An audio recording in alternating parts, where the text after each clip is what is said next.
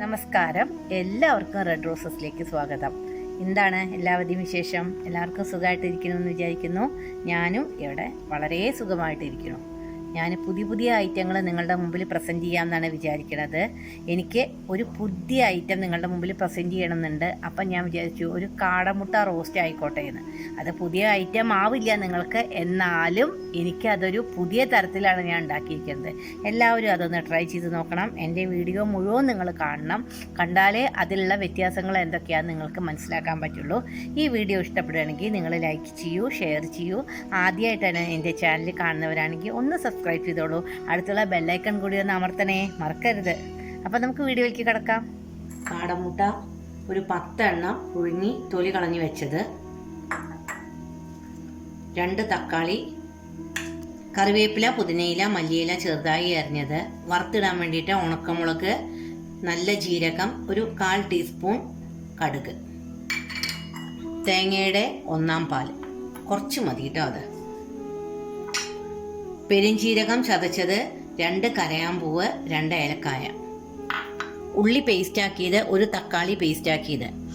വഴറ്റാൻ വേണ്ടിയിട്ടുള്ള സാധനങ്ങൾ: സവാള 3 എണ്ണം ചെറുതായി അരിഞ്ഞത്, കുറച്ച് തേങ്ങാക്കൊത്ത്, മുളക് പൊടി 1 ടീസ്പൂൺ, ഗരം മസാല പൗഡർ ഒരു 1/4 ടീസ്പൂൺ എടുത്തോളൂ, മഞ്ഞൾപ്പൊടി 1/2 ടീസ്പൂൺ, കുരുമുളക് പൊടി 1 ടീസ്പൂൺ, മല്ലിപ്പൊടി 1/2 ടീസ്പൂൺ, ഇഞ്ചി ചെറുതായി അരിഞ്ഞത്, ഒരു ചെറിയ കഷ്ണം, 3 പച്ചമുളക് നടു കീറിയത്, കുറച്ച് വെളുത്തുള്ളി.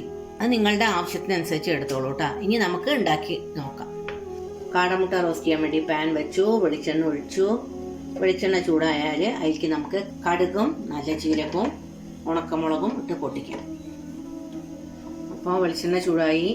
ഉണക്കമുളക്, കടുക്, നല്ല ജീരകം ഇതൊക്കെ കൂടി ഒന്ന് പൊട്ടിക്കഴിഞ്ഞാൽ അത് പെരിഞ്ചീരകം ചതച്ചത്, ഏലക്കായ, കരയാമ്പൂ ചതച്ചത്, കുറച്ച് കറിവേപ്പിലയും കൂടി മൂപ്പിക്കാം. ഇതിലേക്ക് നമുക്ക് ഇനി ഏലക്കായയും ചതച്ച കരയാമ്പൂവും പെരിഞ്ചീരകമൊക്കെ ഇട്ട് കൊടുക്കാം. ഇത് നന്നായിട്ട് ആയിക്കഴിഞ്ഞാൽ ഒന്ന് ചെറുതായി ഇളക്കി കൊടുക്കാം കേട്ടോ. നല്ലൊരു മൂത്ത മണം വരുന്നുണ്ട്. എനിക്ക് നമുക്ക് വെളുത്തുള്ളിയും ഒക്കെ മൂപ്പിച്ചെടുക്കാം. ഇഞ്ചി, പച്ചമുളക്, വെളുത്തുള്ളി, ഇഞ്ചി. പിന്നെ ഒരു സാധനം കൂടി ഉണ്ട് കേട്ടോ, നമ്മളുടെ തേങ്ങാക്കൊത്ത്. ഇത് നല്ല ടേസ്റ്റാണ്. തേങ്ങാക്കൊത്ത് ഒന്ന് ഇട്ട് നോക്കൂട്ടോ. അതിങ്ങനെ കടിക്കാനൊക്കെ നല്ല രസമാണ്.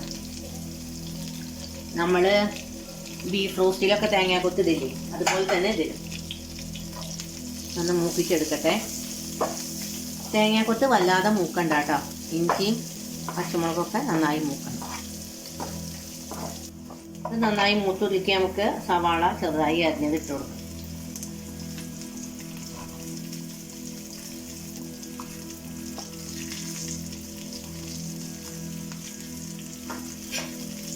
ഉപ്പ് ഇട്ട് കൊടുക്കാം.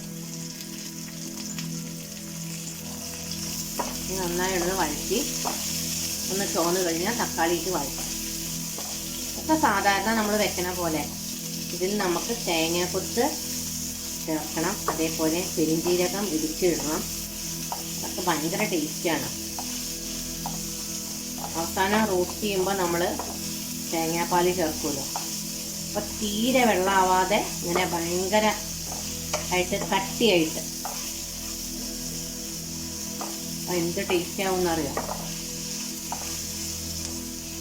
അപ്പോൾ നമ്മുടെ ഉള്ളി നന്നായി മൂത്ത് ഒഴിക്കാൻ നമുക്ക് തക്കാളി ഇട്ട് കൊടുക്കാം.